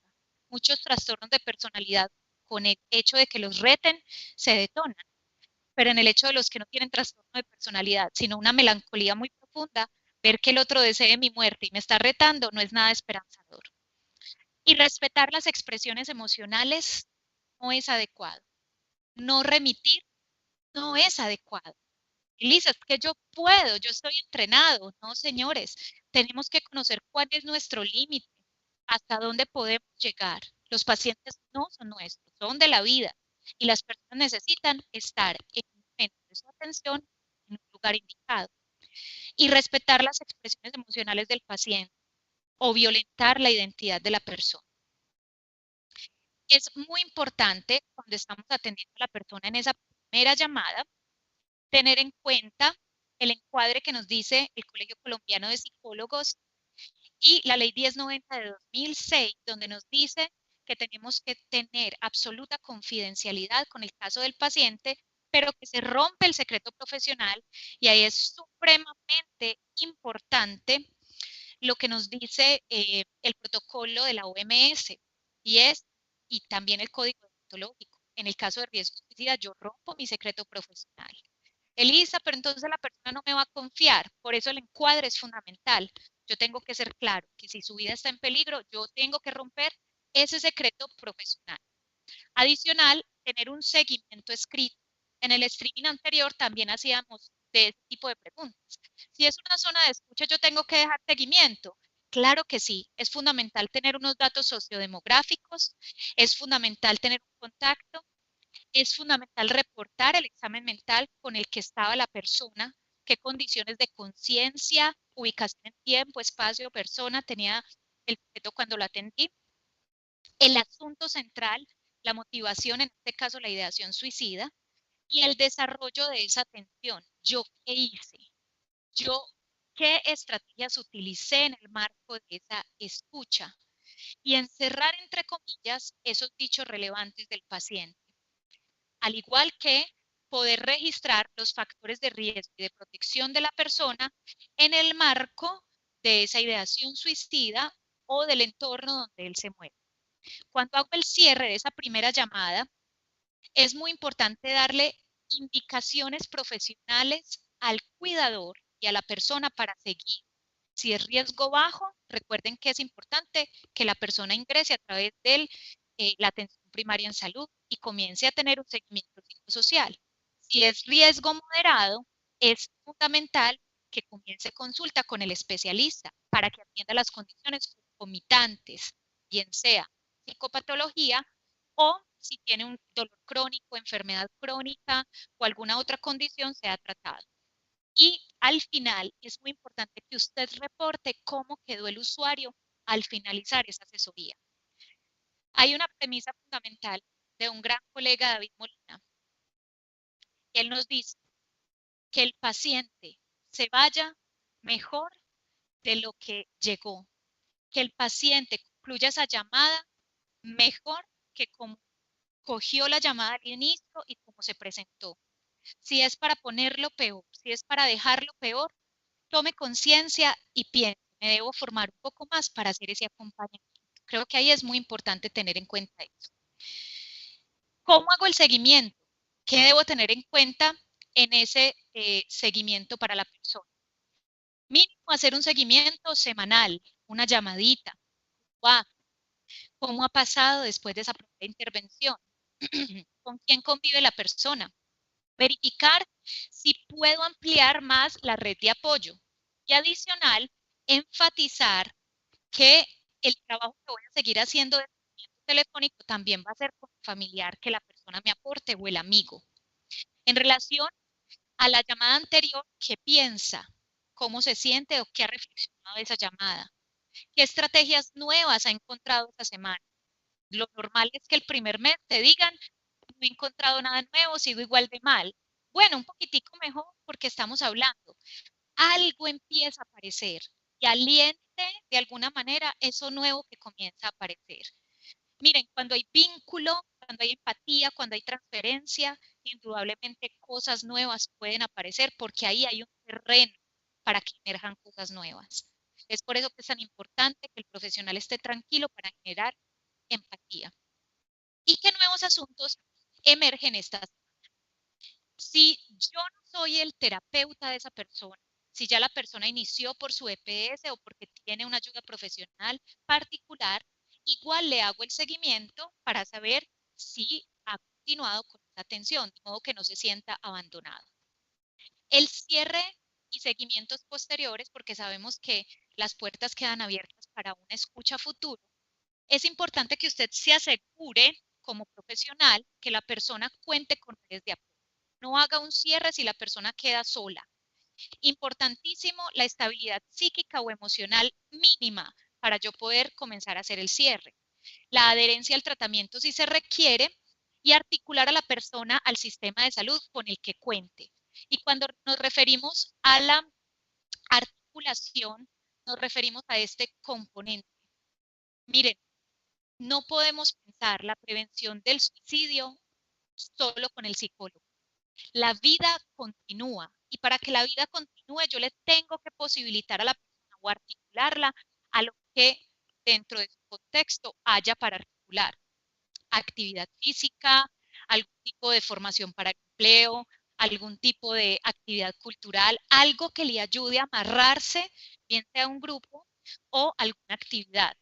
Es fundamental la articulación en el sistema de salud. Yo necesito comenzar, y desde los municipios, esto ya va para todos los que trabajan a nivel público, tener programas para jóvenes y que ellos a su vez sean promotores de vida, que tengan conversación o encuentro intergeneracional con esos adultos mayores también, que son ellos también quienes pueden empezar a tramitar habilidades para la vida e identidad con el territorio, al igual que pueden construir redes de apoyo. Hace muchos años en el municipio de Río Negro se realizó una campaña muy bonita. La doctora Marta Arbeláez, también experta en comportamiento suicida, no lo nombraba, y era Adopta una abuela. Y era como jóvenes de los últimos años de bachillerato adoptaban un adulto mayor para tener conversaciones. Este mismo modelo lo tienen en España, de hecho sigue vigente y aporta muchísimo en el acompañamiento en esos momentos del ciclo vital que son difíciles. Tener talleres infantiles para que las personas puedan, sobre todo los niños que presentan vulnerabilidad, acercarse de alguna manera a programas de salud mental enfatizados también en el autocuidado y el cuidado de la salud mental. Entender que la rehabilitación basada en la comunidad es fundamental, pues la mayoría de personas que presentan riesgo de suicidio también padecen discapacidad. Y en este marco son personas que van a estar mucho más desprotegidas y más solas. Revisen la rehabilitación basada en comunidad, una estrategia de OMS, la encuentran en YouTube y en los buscadores. Es fácil de implementar y pueden buscar apoyo de cooperación internacional. Es fundamental la articulación con los líderes. Miren, si tenemos líderes identificados en las comunidades, los formamos así como en este espacio nos estamos tratando de formar un poquito nosotros. Ellos se vuelven el cuidador de esa comunidad, que hayan vigías de salud mental. Para eso se propone el entrenamiento en MHGA, que es para profesionales especializados. Revísenlo también, está al alcance de todos. Importantísimo trabajar con madres gestantes y en el marco del posparto, porque desde allí comienza el cuidado de la vida. Además que muchas mujeres, y lo saben aquí los profesionales de la salud que nos están escuchando, padecen de patologías mentales en el marco de la depresión posparto, que es fundamental empezar a tratar para que no haya un trastorno en el desarrollo más adelante en ese niño que viene. Y trabajar con la integración de aquellos que son migrantes a las comunidades, si son personas que ya se arraigaron al territorio, que tuvieron que desplazarse por conflicto armado y que necesitan ser integrados y no segregados. Definitivamente el comportamiento suicida se atiende con acciones continuas. De nada sirve aparecer y desaparecer del escenario de lo social. El comportamiento suicida debe trabajarse continuo en todos estos grupos poblacionales. Debe hacerse trazabilidad. Si tengo un vigila donde tengo las personas reportadas, hágale seguimiento. No las descuide porque son los que en primera línea tienen mayor riesgo de suicidio. Comunicación continua con esta población y entre los profesionales de la salud. Articulación de la oferta interinstitucional y conocerla. Oportunidad en la atención. De nada me sirve que una persona con riesgo de suicidio pida una cita y en 3 meses se la dé. Es mucho más desesperanzador. Visibilidad de las comunidades de este tema y descentralizar los servicios de salud mental. No podemos seguir pensando que solamente en la urbe, en el hospital, se da el programa de salud mental.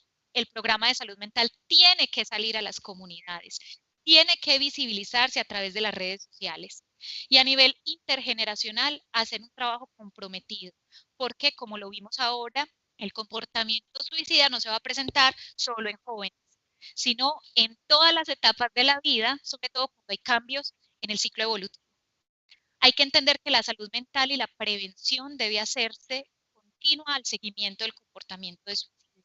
Trabajar en la violencia intrafamiliar, cómo comenzar a intervenir esto, que es el principal factor de riesgo, y en hábitos de vida saludable que generen de alguna manera unas habilidades mínimas para yo cuidarme, autocuidar y no cargarle al sistema de salud la responsabilidad completa de mi salud mental. Retomo entonces para terminar. Esta es la primera diapositiva que les presenté. En el manejo, en el marco de esta emergencia que estamos viviendo, estamos más vulnerables y voy a nombrar algo muy personal. Muchas personas mueren por COVID en este momento, pero entendemos también que muchas personas están muriendo igualmente en el silencio por comportamiento suicida. Es por eso que el tema de salud mental y prevención del comportamiento suicida no da espera. Y no tenemos que esperar a que las personas sigan cayendo y alimentando las cifras mundiales.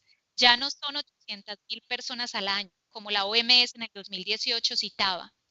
Hacia el año 2019, en un último informe en noviembre, decían 900.000 personas mueren al año.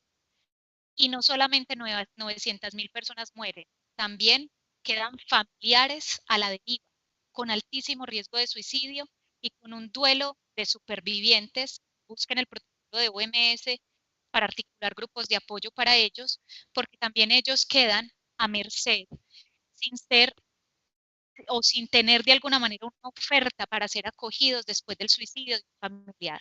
Fundamental, en el marco de la emergencia del COVID, que empecemos a dar estrategias a la familia para que en casa comiencen a cuidar de su paciente que ya venía con riesgo de suicidio. La adherencia al tratamiento, una cultura de salud permanente, remisión en casos de riesgo inminente de suicidio, que eso quede claro. Yo no lo voy a manejar con mi llamada, sino que voy a permitir de alguna manera que desde el sistema de salud se encarguen de la urgencia y entender también que esos recursos que tenemos como telepsicología, telemedicina, son un recurso para el riesgo leve y en algunos casos moderado, mientras lo logro articular o amarrar a la ruta de salud mental, a la ruta de prevención del suicidio. Adicional, fundamental, el seguimiento semanal de esa persona después de la primera atención, la psicoeducación a la familia, las redes de apoyo y grupos de apoyo, que son una estrategia fundamental y que podemos desde nuestras comunidades comenzar a formar en ellas. Les dejo esta imagen, corresponde a la MHGAP, que es la guía para superar las brechas de acceso en atención a salud mental propuesta por la OMS desde el 2008. Esta guía la encuentran también en la caja de herramientas que preparamos para ustedes y la encuentran en internet. Tiene videos de cada una de las formas de atender esos casos y en la guía es muy claro que cuando hay riesgo inminente de suicidio, remitimos a urgencias, pero que no podemos dejar a la persona sola en el mundo. Tener en cuenta las personas que tienen adicional algunos trastornos concomitantes, es decir, que aparte de la enfermedad mental o aparte de la ideación suicida, presentan trastorno por consumo de sustancias, trastornos prioritarios y requieren adicional otra atención. Personas con dolor crónico o con síntomas emocionales graves. En esa última, en el punto 5, quiero ser muy clara y ahí nos vamos a situar en ese momento de la emergencia sanitaria. Personas que de alguna manera venían desarrollando una vida normal, no tenían algún trastorno mental, pero que en el marco de una crisis, por ejemplo la que estamos viviendo, van a requerir algún tipo de tratamiento porque se sienten demasiado afligidos, demasiado angustiados y no encuentran salida. Finalmente, entonces, es claro que la vida es frágil, tenemos que cuidarla y la vida se cuida desde los primeros años de vida. Este es solamente un abrebocas. El trabajo por la prevención del comportamiento suicida es un trabajo continuo de seguirnos formando, pero basta con una, dos, tres personas que se dispongan en su comunidad para estar atentos a este tema del comportamiento suicida y podríamos prevenir mucho más suicidios de los que encontramos. No solo el sistema de salud, porque al sistema de salud le llega la punta del iceberg, El suicidio solamente es una consecuencia de todo un montón de factores que vive la persona. Es por eso que les invitamos a que nos sigamos formando. Les envío dentro de la caja de herramientas todo este material ya bibliográfico y algunas estrategias que aparecen para atender cuando tengamos algún caso en el marco del COVID. Entendamos que estamos muy frágiles en este momento y debemos apoyarnos lo más que podamos justo en este momento. Voy a revisar el chat, me permiten un minuto para mirar si tenemos algunas preguntas.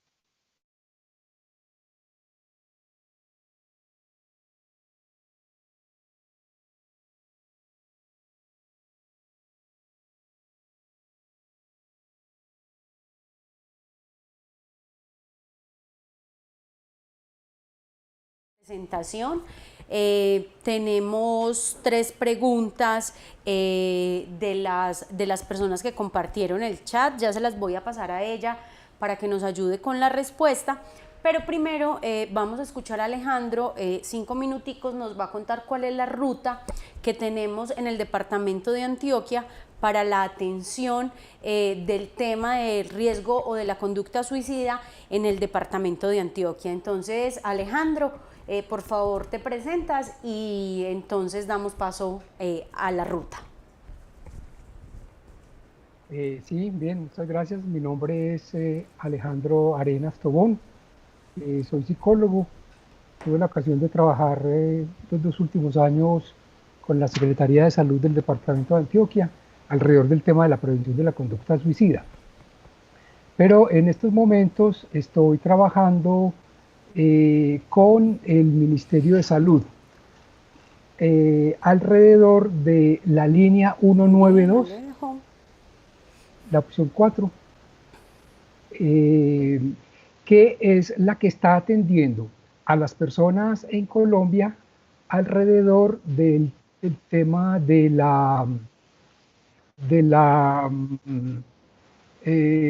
COVID, ¿cierto? Porque, a ver, digamos, una ruta de atención, que es el temita que yo voy a hablar aquí en unos minutos, ¿cierto? Y voy a poner la presentación, es esta. ¿Me confirma alguien si se está viendo?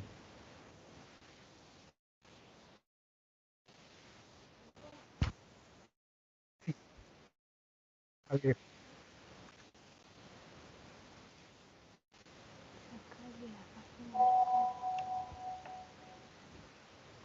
Ya, sí. Sí, ahí está compartida, se observa. ¿Aló? Se observa. No tengo retorno.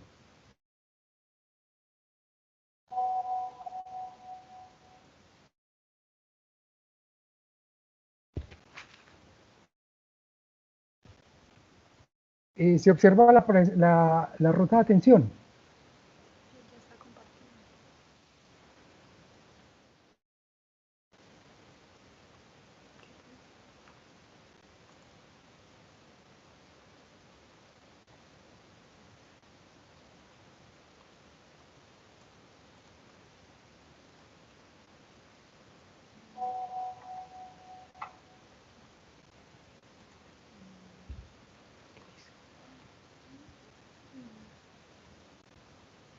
¿Aló? Se observa la ruta. Bueno, entonces continúo. Gracias. Bueno, entonces, ¿qué es una ruta de atención?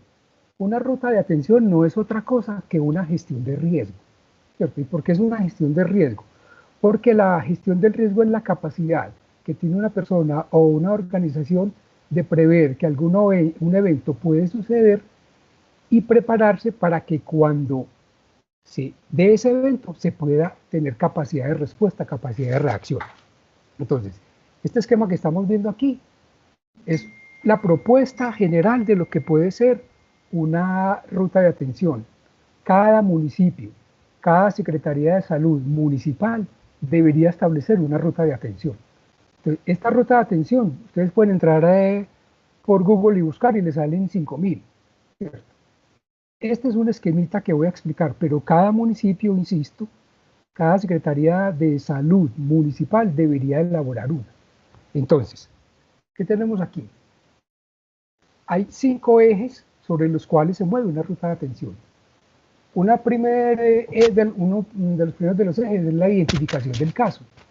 O sea, ¿quién hace la detección del caso cuando va a haber u ocurre un evento de intento de suicidio? Entonces, el contexto comunitario, alguien de la familia, un líder de la comunidad, un docente, etcétera, puede ser una de las personas que puede hacer una identificación del caso. Puede haber unos entes municipales. Una persona de la comunidad puede alertar a alguien de la Secretaría de Salud y decirle, fulano de tal está teniendo una serie de ideas suicidas y ya tuvo un intento. Entonces se prenden las alarmas y se actúa.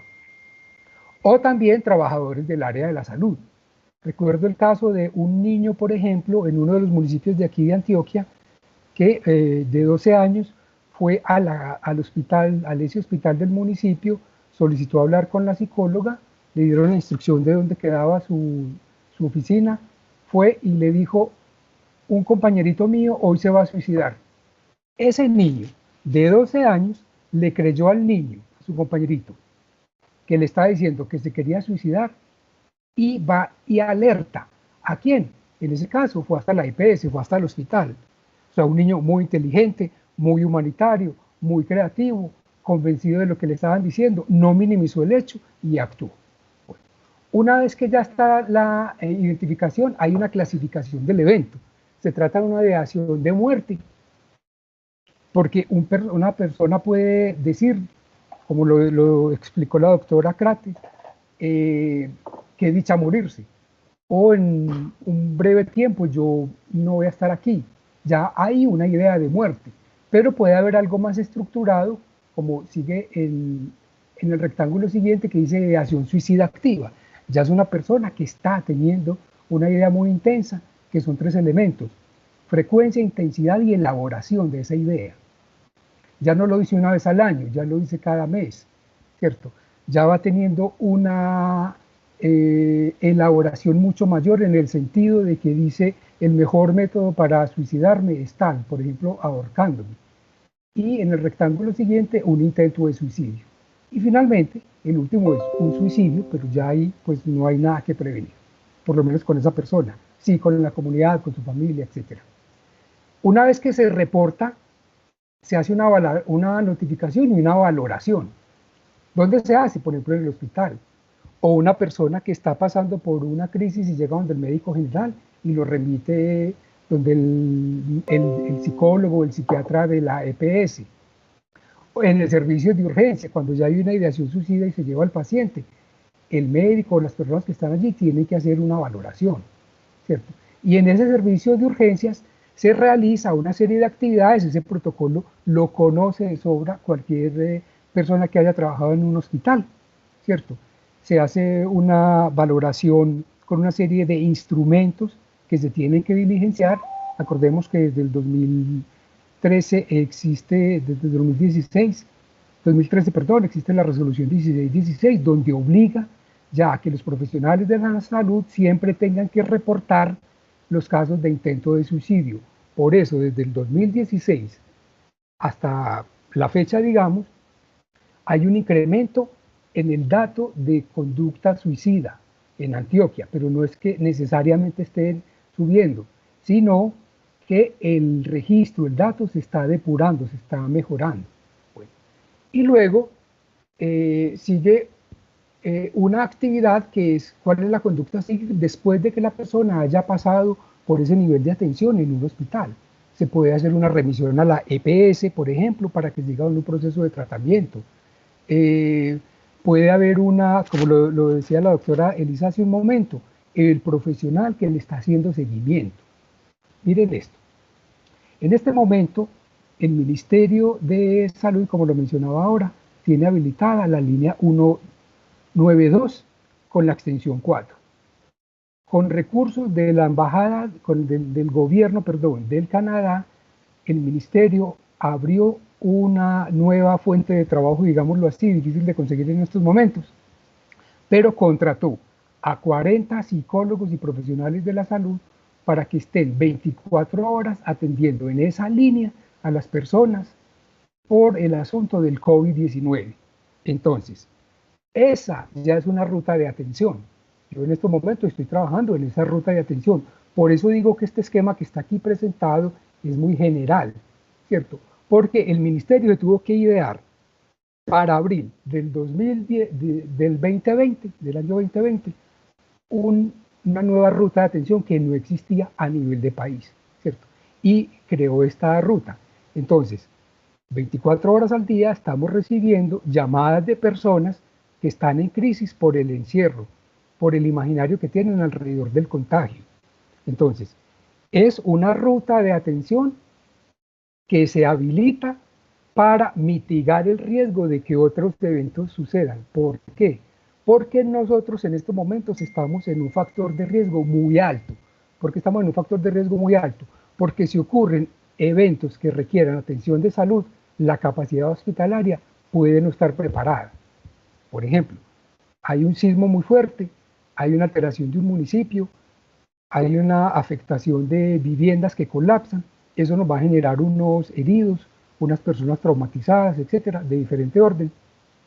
Los hospitales tienen en estos momentos la capacidad de respuesta para una demanda como esa.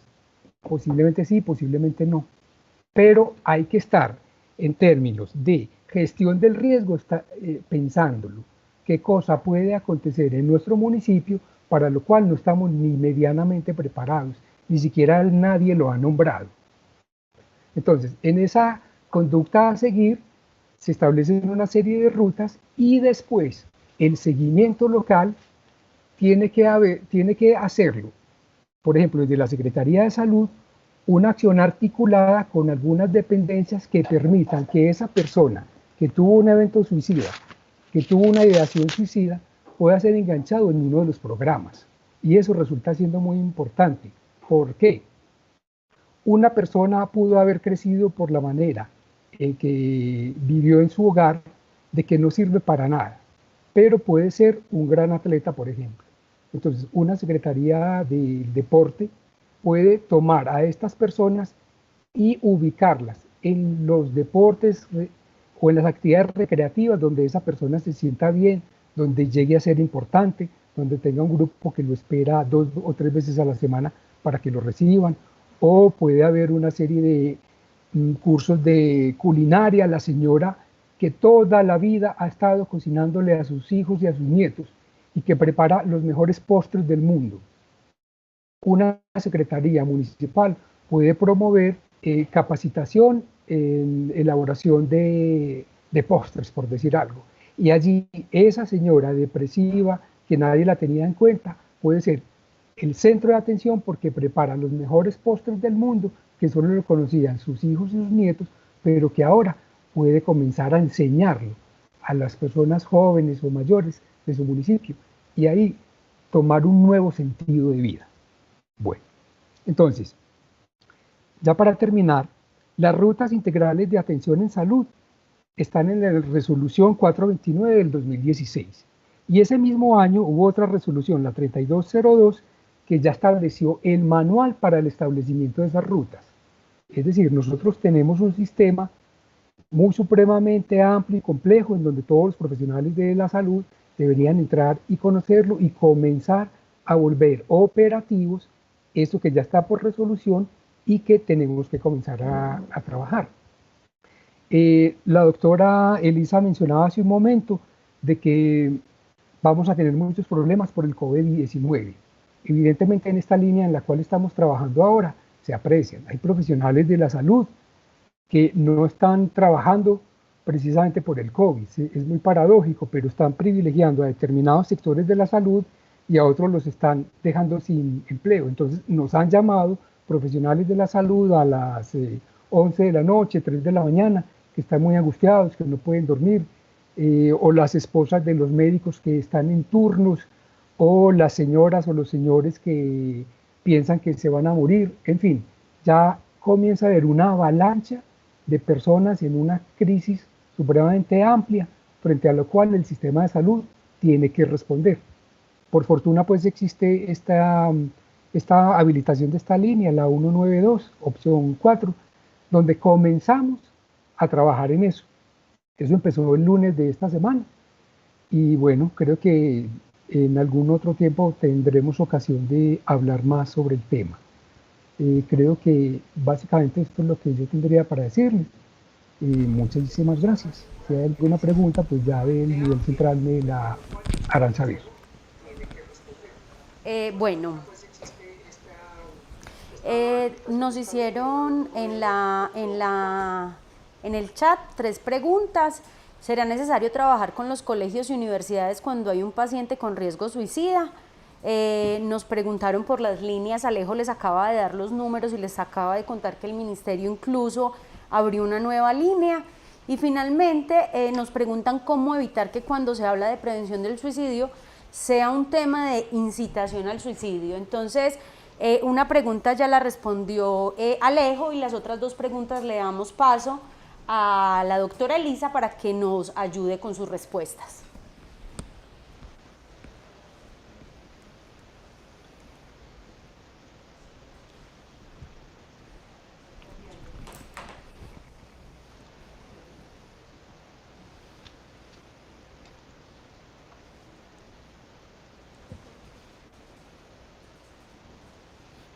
No escucho.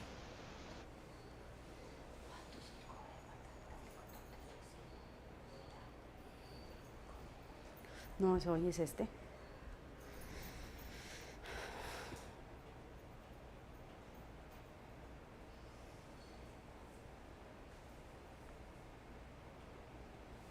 Una manera. Hola, ¿me están escuchando? Bueno, mientras nos... Ya. Sí, se escucha la doctora Lisa. Mientras nos Ok. conectamos con Elisa, quiero darles... Bien.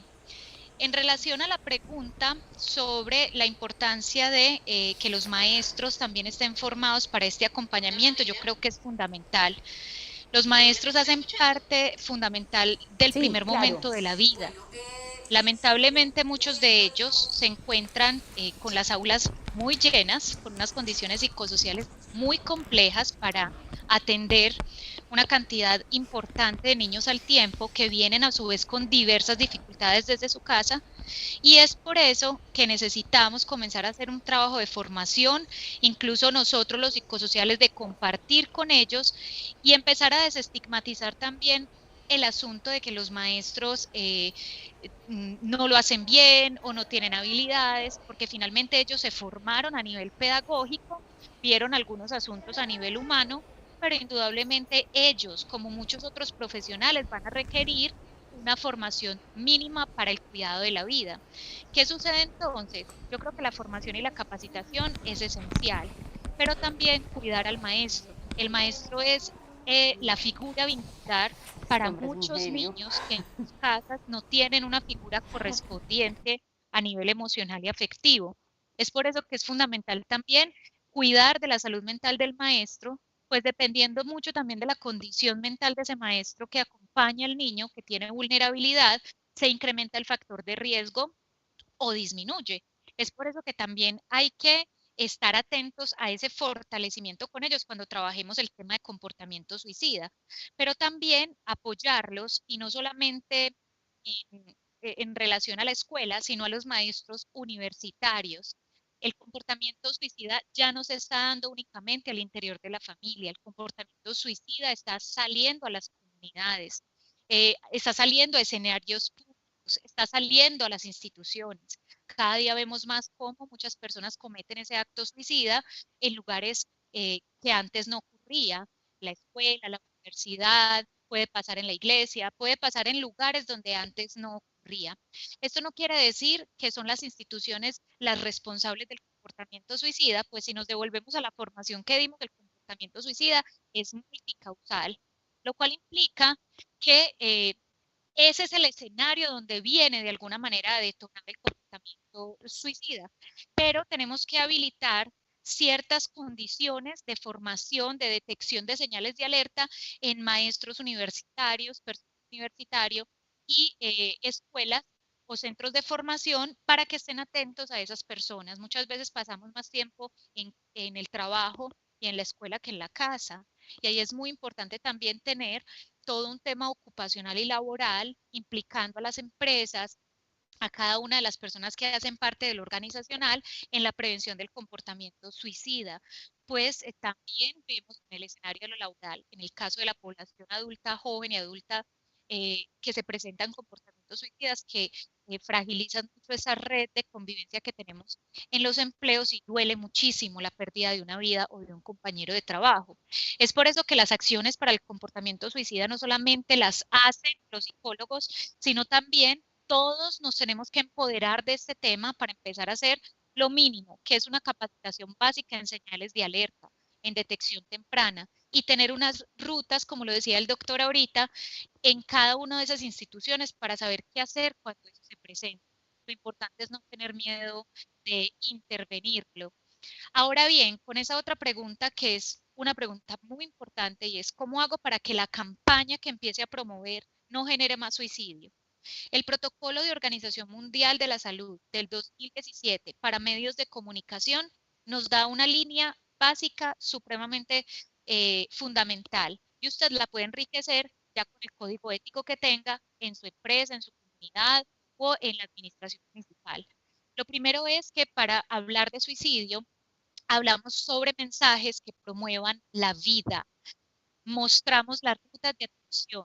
No se deben publicar imágenes alusivas al suicidio, mucho menos hablar de métodos de suicidio o publicar historias de personas que cometieron actos suicidas. A eso le llamamos efecto Werther o efecto Werder, en alusión a la obra de Goethe acerca de el dolor que vivió el joven Werder por una pena de amor y que se hizo viral porque era un libro hace más de 80, casi, bueno, casi 80 años, donde mostraban que joven se suicidaba y en el texto el autor publica toda la historia, el método, las circunstancias, lo que generó en las personas que lo leyeron una identificación, más que con el método, una identificación con los asuntos melancólicos, la tristeza y el drama y la angustia que estaba viviendo la persona que se quitó la vida. Es fundamental en ese sentido que todas las campañas estén bien diseñadas, con mucho cuidado, utilizar este protocolo que es tan claro, no hacer alusión a la georreferenciación de donde acontecen los suicidios, por ejemplo, cuando se van a publicar noticias, porque georreferenciar lo único que va a llevar es a la estigmatización de una institución, de un lugar, de un barrio o de una familia. Y eso lo vemos muchísimo y eso atenta contra el proceso del sobreviviente del suicidio. Y es cuando se publica el método, la familia, los nombres, la dirección, casi que mejor dicho, pongo a todo el mundo en la puerta de la casa de la familia que vive un suicidio, que está completamente maltratada, dolida, partida y que va a enfrentar un duelo no lineal muy complejo. Entonces, cuando hagamos campañas, no lo hagamos desde la muerte. Encontramos que hay diseños muy grotescos que no ayudan a motivar a la vida. Entonces, tengo las imágenes de la horca, del método de las pastillas y pongo en primera plana en el afiche full color las imágenes alusivas a la muerte. No, por el contrario, hay que promover estrategias para la vida. Si estás en dificultades, esta es la línea que puedes utilizar. Hay frases, hay poemas que alientan a la vida. Así que hay que tener mucho cuidado es en no fomentar. Hay que tener cuidado incluso de las piezas artísticas. En los municipios y sobre todo en Antioquia, lo digo porque eh, conozco el trabajo que se viene desarrollando de muchos colegas, utilizamos los sketches teatrales o las obras de teatro, las piezas artísticas para hacer prevención del comportamiento suicida y el cuidado de la salud mental. Ahí es supremamente fundamental que un psicosocial que sepa manejar la temática del suicidio asesore esos equipos que culturalmente van a fomentar una campaña, de modo que no vayan a generar más efecto Werder y por el contrario eviten generar lo que llamamos efecto papágeno, que es cuando utilizamos la historia de una persona que ha logrado superar sus dificultades en la vida, no contamos ni narramos cómo aconteció su intento de suicidio o sus dificultades, ni su historia dolorosa, sino cómo ha logrado afrontar la vida. Son ejemplos de vida lo que hay que motivar muchas veces. Y en las piezas u obras artísticas, lo que necesitamos es promover estrategias, habilidades sociales, resolución de conflictos, asuntos que apunten a que las personas tengan herramientas para poder funcionar. Adicional, es muy importante poder en esas campañas tener muy claro cuál es la línea, a quién le apunto, a qué población y con qué redes de apoyo cuento. Si usted no sabe a dónde va a remitir esa prevalencia oculta que usted va a destapar, mejor no haga la campaña. Si usted tiene clara la ruta de atención, láncese y hágala. Y si tiene con qué soportar toda esa atención, está muy bien acompañarla. Creo que esas son las dos preguntas. Elisa, te doy las gracias en nombre de la Gobernación de Antioquia, de la Secretaría Seccional de Salud de Antioquia, por el acompañamiento que nos hiciste hoy, por la información que nos das. A los profesionales que se conectaron con nosotros, quiero agradecerles la paciencia al inicio de la reunión, invitarlos nuevamente a que nos acompañen el próximo jueves 2 de la tarde para hablar del tema el duelo en el marco de la epidemia. Adicional a ello, quiero recordarles que en la presentación encima del chat hay un link, en ese link se pueden inscribir. Muchos en el chat han preguntado y si somos estudiantes, si somos docentes, no hay ningún problema. Miren, el tema de la encuesta básicamente es para nosotros saber con qué capacidad instalada podríamos contar en caso de ser necesario en cada uno de los municipios.